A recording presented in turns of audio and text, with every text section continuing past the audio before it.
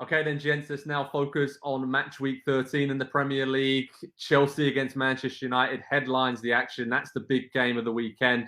Massive one at Stamford Bridge. I'm delighted to say I'm going to be there in West London. Really looking forward to this atmosphere between Thomas Tuchel and Michael Carrick, the caretaker to the interim to the permanent new manager at Manchester United coming in. Nick Mandola, what are you looking for in this game? Because in many ways, this seems like Chelsea are going to stroll to victory, but losing a manager does strange things to a group of players, doesn't it? It can galvanise them, and it wouldn't be out of the question for Man United to sneak a 1-0 or maybe get a point at Chelsea, right? Right, and who's going to play? That's the question. I look at it, and how are they going to be played? When we see an extended run for Jadon Sancho, which we know we're going to get at some point, and Donny van de Beek, which we're probably going to get at some point, or at least at more regular time, you're going to see two extremely talented and two extremely gifted players who are happy to be out there and ready to implement whatever they're asked to do in order to get more playing time, right? Because neither of those is ever going to get used to not playing. So there is a danger of not a new manager bounce, but a new lease on life. And the fact that this United team knows that the eyes of all these managers are upon them to see whether they want to take the Manchester United job. And if they take a job somewhere else, is that something that appeals to them? So you can't sleep on motivation. All that said, Chelsea, assuming no injuries, is absolutely drawn up to beat United as constructed, with the players that they're missing as well. So I would be really surprised to see Manchester United get a win, especially away to Chelsea in this situation. And that's the main reason I just can't. It would be truly surprising and an indictment on Solskjaer if they picked up a win. Absolutely, but stranger things have happened, as we said. It's really, really crazy how that works out as soon as a manager leaves. Andy, I'm looking at Chelsea, though, as Nick rightly pointed out. They are on fire right now, demolished Leicester City last time out.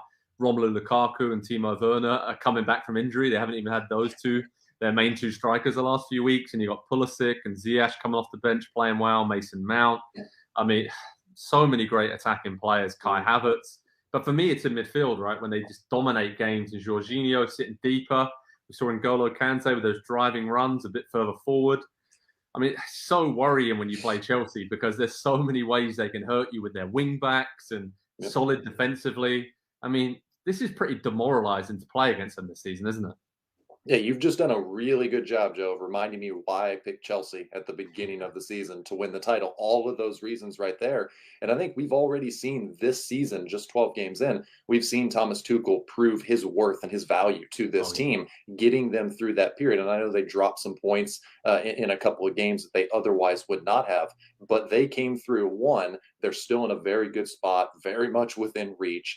They've got the big game coming up this weekend. They still got the head-to-head matchups with the other two title contenders to come. And so they're in a very good spot, and Tuchel has gotten them to this point. They're also in a good spot in the Champions League. And so everything is proceeding as it needs to do. And I think one of the things that Chelsea, the players probably learned last season from how it played out with Frank Lampard to start the season, he goes, Tuchel comes in, as it doesn't really matter how you start a season. They started a season about as badly as you possibly could, and they finish it as well as you possibly could. European champions. And so I think they're taking this early part of the season very workmanlike. It's very no nonsense. It's all business for them.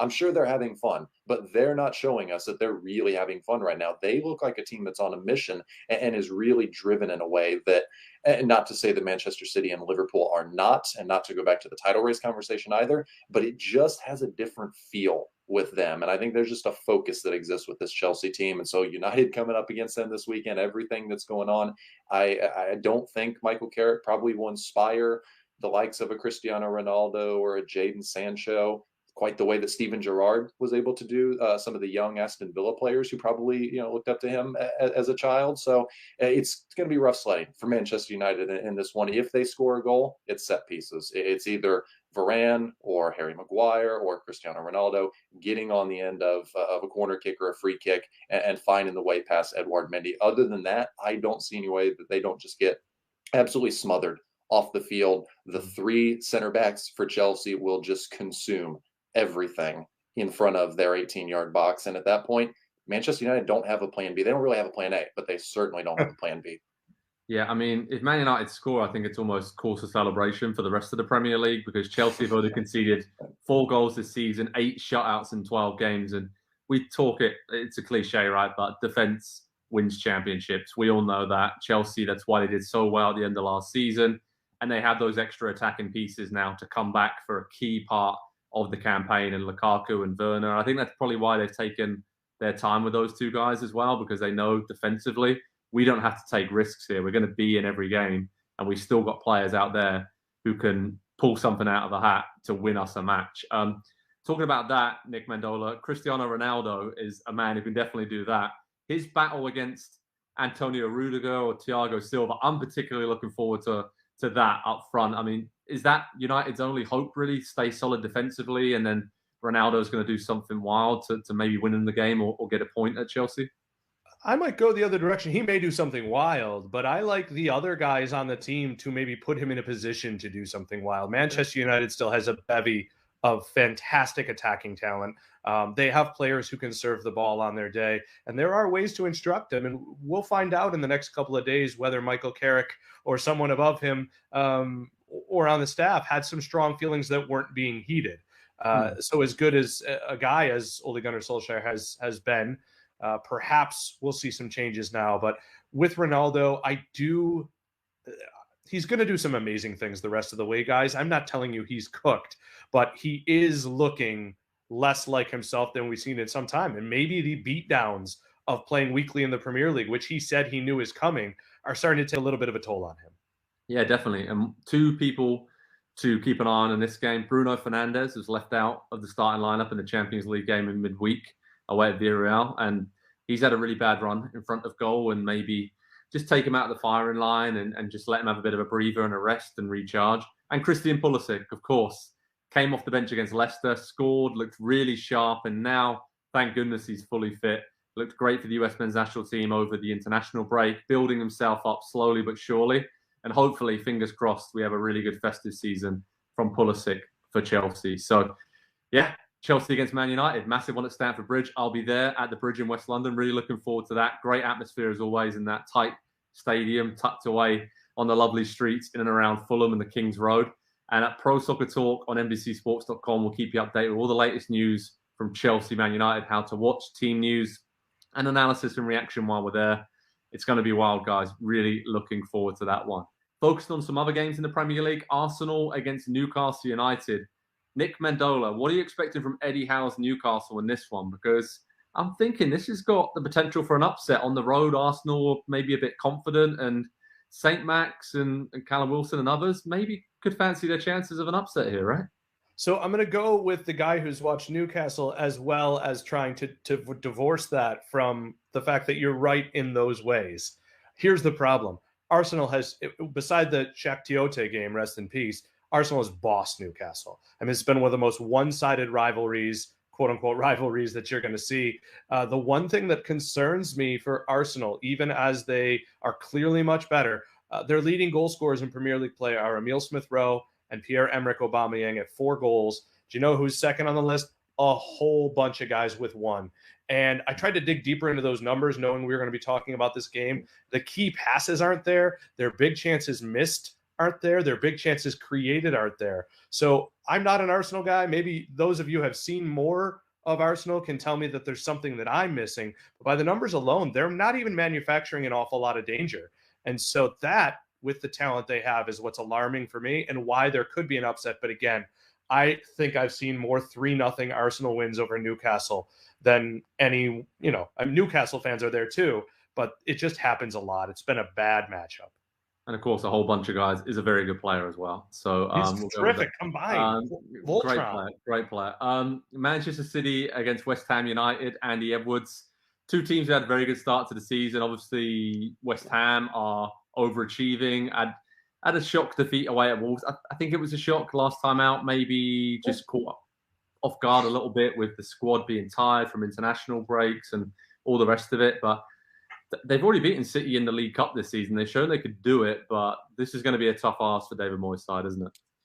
Yeah, I think that was a huge shock, losing to Wolves, even as good as Wolves have been. And I think we said that couple months ago. The first 3 games, not great, but the results are coming. And so that was a much more of, I think, of an even matchup than people probably looked at it just based on the table going into that one. Now, this game this weekend, it's a completely different test, obviously, for West Ham, because you don't face a Manchester City ever. You don't face a team that plays this way. You don't face a team that can do the things to you and take you out of your game and control the game and manipulate the game and just dictate absolutely everything to you for 90 minutes the way that Manchester City and specifically Pep Guardiola teams do. And so this is a different challenge. This is going to take something very, very different from West Ham from what we've seen them do to start the season. They've been fairly adventurous going forward. They have thrown numbers forward on the counterattacks. I don't think they're going to do that against Manchester City, because you are just asking, and it's what City need really is for you to open yourself up just a little bit, create just a little bit more space between the center backs and the fullbacks, and they can then punish you. That's where I think the lack of a center forward, a reliable goal scorer, comes in, is when teams get in and sit deep defensively and they just become really hard to break down. And so I think that's the difference between West Ham and most Premier League teams who go in with that idea of, well, we can sit deep and soak up pressure and maybe try to hit them on the counter. I think West Ham actually can do that. I think they also have the right coach to do that. I think they have a lot of the players that are bought in ways that is necessary to do that. So I see this being a difficult game for Manchester City, but in the end, probably a Manchester City win.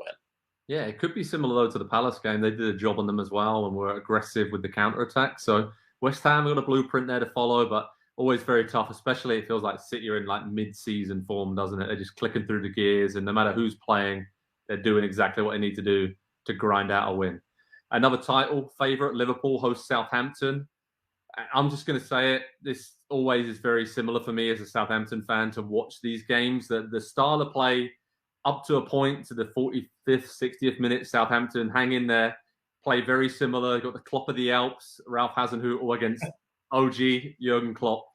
The intensity is there, the pressing is there, but the extra quality it comes out. That's just the way it is with the top 6 or 8 teams in the Premier League. But Southampton had an upset last time out, lost away at Norwich, played really well in the first 45 minutes, but it really was indicative of their entire season. Dominated, didn't take their chances, and then they were caught out. So I think the only way Saints get something from this game at Anfield is that they take a lot of the chances they create, because they will take chances. They will have a go at Liverpool, but I'm on two minds on this one, because it might be a good time to play Liverpool. A few injuries have been cropping up, midweek Champions League, and there's a lot going on. Midweek games we have to remember coming up after this as well. So there's a lot of factors going into this weekend of games in the Premier League, but I really cannot see past the likes of Salah and Mane and Jota having a bit of a field day. Even though Southampton have improved defensively, I think the only area where Saints can dominate